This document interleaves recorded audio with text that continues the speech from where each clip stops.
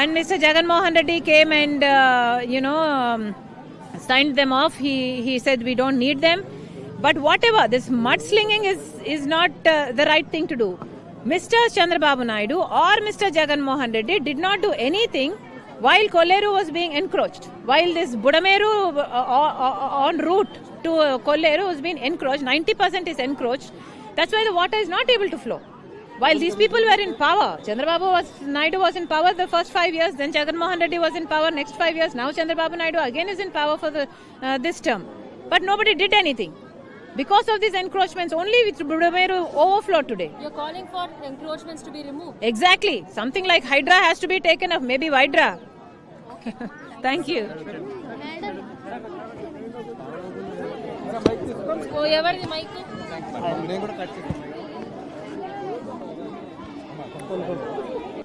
అమ్మా నీళ్ళు వచ్చేసాయి, మేము ఏది సర్దుకోవడానికి వీలు లేకుండా మేము అన్ని వదిలేసుకొని వెళ్ళిపోవాల్సిన పరిస్థితి వచ్చింది. మేము అన్ని వదిలేసుకొని కట్టుబట్టలతో వెళ్ళిపోవడం జరిగింది. మా ఇంట్లో ఉన్న సామాన్లు ప్రతిదీ, ఫ్రిడ్జ్ అయితేనేమి, టీవీ అయితేనేమి, పరుపులు అయితేనేమి, బుక్కులు అయితేనేమి, బట్టలు అయితేనేమి, గిన్నెలు అయితేనేమి, ఇలాంటి ఒక్కటి కూడా మిగలలేదు. అన్ని వీళ్ళు చిన్న చిన్న కుటుంబాలు ఈఎంఐలతో వీళ్ళ సామాన్లు కొనుక్కున్నారు. మరి ఇంత నష్టం జరిగితే ఒకరైనా స్పందించడం లేదు ఎందుకు అని అడుగుతున్నాం.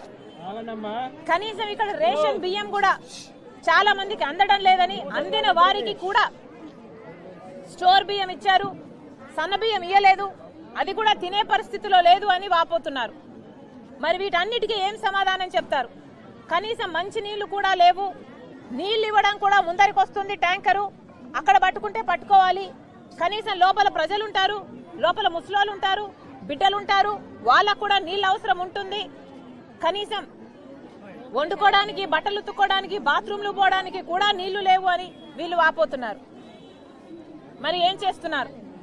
చంద్రబాబు గారు సమాధానం చెప్పాలి. మరి ముఖ్యంగా బీజేపీ పార్టీకి రైల్వే శాఖ మంత్రి అవినాష్, ఏం పేరమ్మా, రైల్వే శాఖ మంత్రికి మేము ఒక లేఖ కూడా రాయటం జరిగింది. లేఖలో చాలా స్పష్టంగా చెప్పడం జరిగింది, కనీసం మంచినీళ్లు కూడా ఇక్కడ లేవు అని. ఇది రైల్ నీరు. ఈ బాటిళ్లు తయారయ్యేది మన ఆంధ్రప్రదేశ్లో, విశాఖపట్నంలో రైల్వేస్ వాళ్ళు దీన్ని తయారు చేస్తారు.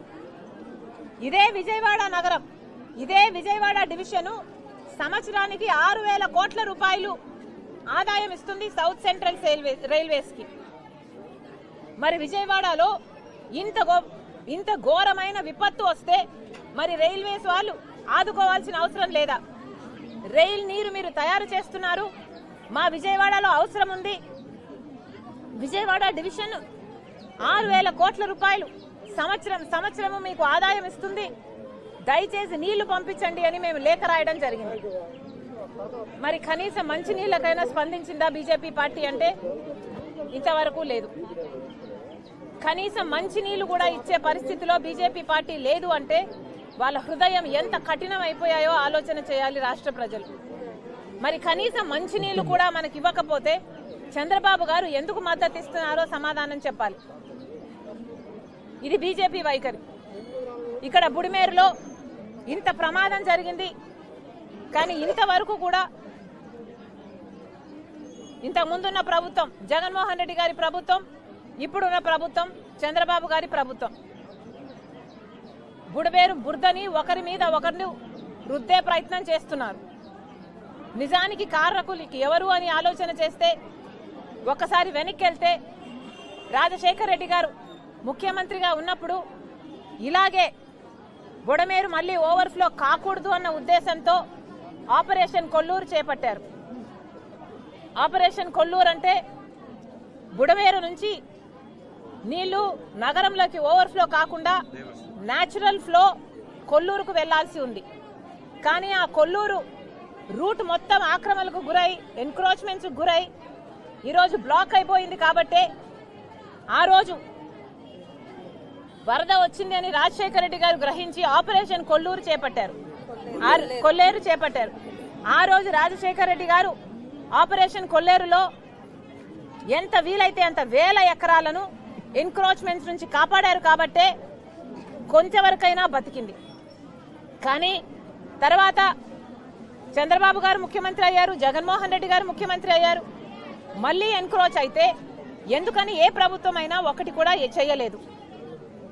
17 కిలోమీటర్లు బొడిమేరు నగరం నుంచి పోతే 90% ఎన్క్రోచ్మెంట్స్కు గురైంది. మరి ఇంత ఘోరంగా ఎన్క్రోచ్ అవుతుంటే ప్రభుత్వాలు ఏం చేస్తున్నారు?